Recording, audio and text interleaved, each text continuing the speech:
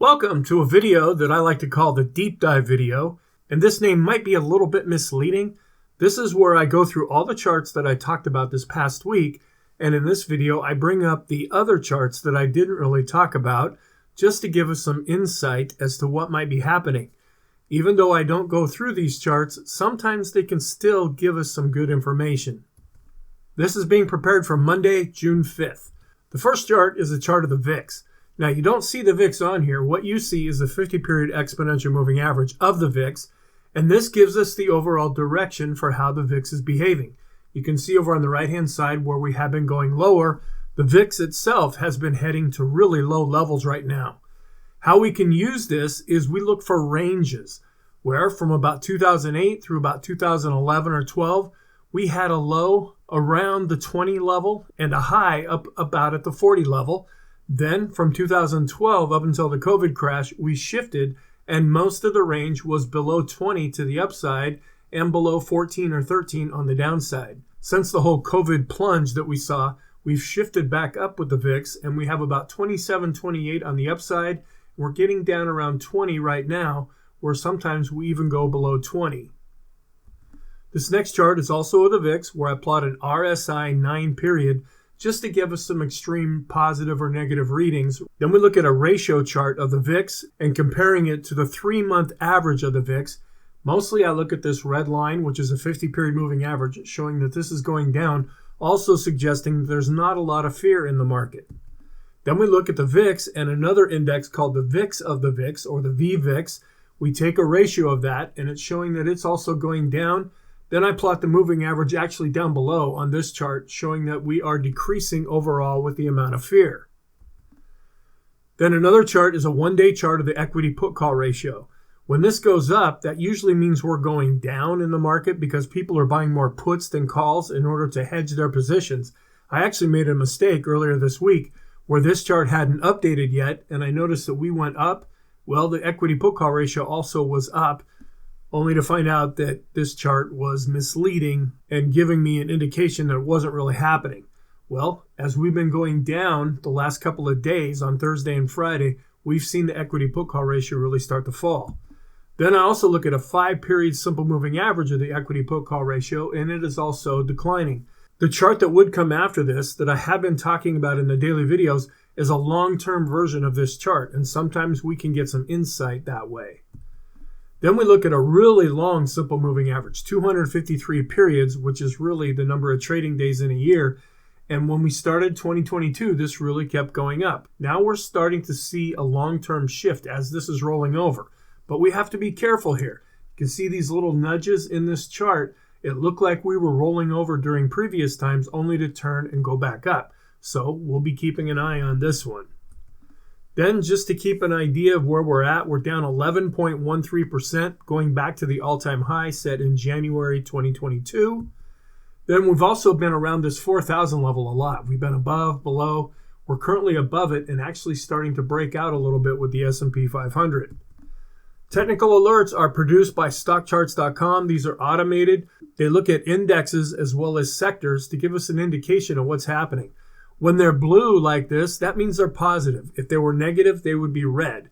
We read this from the bottom up, where we can see that the VIX set a new 52-week low, the NASDAQ set its 52-week high, the other sectors that it's talking about, this TSX at the very top, that's Canada, and then the different sectors and how they're behaving. And this was overall positive because we had a really strong up day on Friday. You can go back and look at these yourself. You don't have to be a member at stockcharts.com in order to access this information. Another thing we look at are the indexes that we follow. We follow 5 main indexes. The S&P, that's the foundation of everything we look at. Then the Dow, the QQQs, which is the NASDAQ 100, the small caps, and the mid caps. And then what Stock Charts does is they rank them on a score of 0 to 100. The higher the score, the better looking the chart. Coming in at first place this week, which was also last week, we came in with the QQQs, which is the NASDAQ 100, at 97.1. In second place is the S&P 500, represented by the SPY at 85.8. In third place is the Dow at 54.4. Fourth place are the mid caps at 47.5. And in last place are the small caps at 45.1. If If you look over on the right, this score would have been a lot worse had we not seen the small caps going up over 3% on Friday. Then we look at some short-term charts. This is a rainbow chart, so it looks kind of neat on the screen with all the different colors. We start with 10 periods and we go up to 50 periods, and we're above all the moving averages here. I don't use this a lot when we're really chopping around like this. When I really use charts like this or when we're going up and maybe we fall back a little bit, then I look at these moving averages to see what's happening to the shorter moving averages. When we're chopping all over the place, it really makes it hard to decipher much of anything. Then we look at the CMB Composite Index. This is a built trading system, a short-term trading system that you can use. The idea is when it crosses above the first line, that's a signal, and then it's confirmed when it crosses the other line. I use this like an oscillator. When we get an extreme positive or negative reading, right now we're not getting anything, but a week or so ago, we did get an extreme positive reading before the S&P pulled back. Looking at some intermediate term charts. This is a 50-day cycle, which is just like it sounds. What I've done is drawn some lines here just to denote when 50 days were up in the cycle. Over the last year or so, this cycle seems to be working pretty well. If we go back to the COVID low and use that as a 50-day period, sometimes this really didn't tell us much of anything. We just kept going in the same direction. Other times when we look at this chart, it produced some kind of a reversal. Then when we reached the all-time high back in early 2022, this did a pretty good job of suggesting that we might see a reversal. There's other times when we pick a low, other times when we pick a high. We don't know if this is going to be useful or not, but it's just something to look at. The next 50-day cycle will end August 1st. Then we use the Connors RSI, which is just like a regular RSI. We look for extreme positive or negative readings. Above the dashed line and going up, that's positive. Below the dashed line and declining, that's negative. Then we have an intermediate term rainbow, which goes from 50 periods all the way up to 100 periods in the moving averages. And we use this the same way as the other rainbow charts. We see what is the direction of the rainbow, and then where is price in relation to that rainbow, and we're looking a lot more positive. This next chart has really two different areas. On top, this is equivolume. This is an attempt to look at volume combined with price. When it's a green bar and going up, that's positive. When it's a red bar and going down, that's negative. So you get some color coordination going on there. Then on the bottom, it's the ease of movement indicator.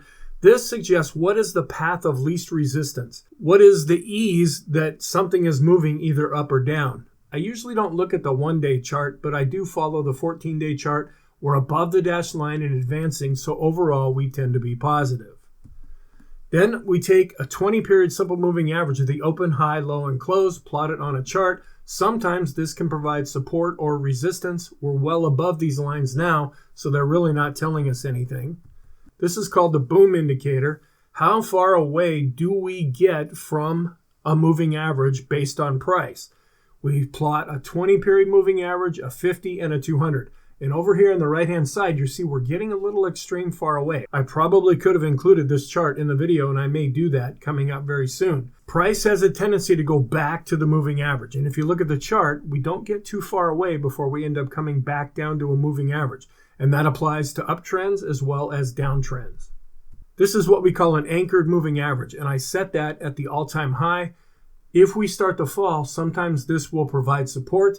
This adjusts in price every day. Right now it's at about 4,081. On this chart, I also have a couple of other anchored moving averages going back to the COVID low and the pre-COVID high. Sometimes these areas will help us as we're navigating through the markets. Then the next chart is pretty simple. It's how far away are we above or below the 200-day simple moving average. We've been doing well lately, so this chart is positive. Then here's a 50-period moving average study, and I plot both a simple and an exponential moving average. One's the blue line, the other one is the red line, and we're well above these moving averages, so I haven't been including them in the daily updates. The same thing is true with the 100-period moving average study. We're well above these levels now, so it's really not telling us anything. Then we have the mass index. This is not telling us anything right now either. We only start to see a signal when we get up near this blue and this red dashed line, and we're far away from that now. Then we look at the number of stocks in the S&P 500 that are above their 50-period moving average. This is turning more positive. We finally crossed back above 50 after Friday, so we're leaning more towards the positive side. Then we look at the mid caps, also showing some improvement and currently above 50%. We're actually a little bit over 60. And then we also look at the small caps, which are also showing some improvement, and they are also over 60 right now. Then we take a 10-day average of the highs minus the lows for the S&P 500. When we're above 50 and advancing, that's positive. When we're below 50 and declining, that's negative. We can also use this as an oscillator. When we get extreme positive, it might mean that we are exhausted. When we get extreme negative, that might mean that we're due for a bounce. The one thing to be aware of, we can stay up in this extreme positive area for quite some time, and that typically will show that we have good momentum. Then we look at the standard deviation, or the average price over the last 10 periods. It is going up a little bit because we've finally been breaking out of this trading range that we were in for quite a while. We have the Ichimoku cloud, which when we're below it and coming up, that may act as resistance. When we're above it and coming down, that may act as support. We're currently far away from the cloud right now, so that is not really telling us much. Some long-term charts, we have a 50-period simple moving average. I use that for a reference. And then longer term, I have a 150 and a 200 simple moving average. We're showing some improvement here, and with the 200, we're starting to cross back above this 250 line. We're still below the 250 line on the 150 moving average, but as these are going back up, that is showing some improvement. Then we have a long-term rainbow, which goes from 50 periods up to 250 periods, and we're well above all the rainbows. This is a little bit better when it's longer term because the rainbows don't get all crazy as much, but we're so far away from it right now, it's really not giving us any insight. Then we look at the percent of stocks in the S&P 500 that are above the 200-period simple moving average. We're still under 50% right now, so that's slightly negative, but we are showing some improvement. We also use this as an extreme positive or negative indication, looking for some kind of a reversal. The broad market measure that I look at, it's the Vixen, which is the VIX for the NASDAQ 100. I don't use this chart because of all this crazy data in here. If I use this, it's more for the line chart down below. Some rate of change charts. I have a lot of rate of change charts, but these are the only ones I show in this video. Going back 250 periods, so that's very long. We're looking more positive on this chart, and then this is also 250 periods, but goes back longer in time, also showing some long-term improvement. Then we look at bonds. This is the euro dollar. This doesn't mean European dollars. This means US dollars that are outside of the US. This updates all the time, and that's the red line, where the Fed funds rate typically only updates about once a month. We compare that to the 2-year yield. Now, I follow the red line because we get more data faster than just waiting for the Fed funds rate to actually be updated. This really doesn't tell us all that much, but this is just one of those good things to know. Then this is a chart of the yield curves that we have, where the 10 minus the 2-year, that is still inverted, as is the 10 to the 3-month. And these are the two that I tend to focus on the most. The 30 to the 5-year is no longer inverted. The 10 to the 5, after switching back to normal, has now switched back to being inverted. And then you can see down here at the bottom, the Fed funds rate, it just doesn't update quick enough. Then we take the 1-month yield, which is the closest month, and we subtract the 3-month yield. Right now, we're back to normal, but we got a little crazy there for a while. We went extreme up and extreme down. You would think you would always get a negative answer here, and that would only follow logic. But sometimes when the market gets out of whack, this chart can tell us something strange is happening, and maybe it's giving us some kind of a warning sign. But right now, it's really not telling us anything. Then we look at the 1-month yield and the 3-month yield in a different way. The blue line is the 1-month yield. The red line is the 3-month yield. And right near the end of May, they did cross where the 1-month was actually higher than the 3-month, which is kind of strange. And we saw that in the previous chart with it acting all crazy. Now they're looking a little bit more normal. So thank you. I hope you found this helpful. I hope you find this full of insight when you look at some of the other videos. I hope you have a wonderful weekend, and I will talk to you in the next video.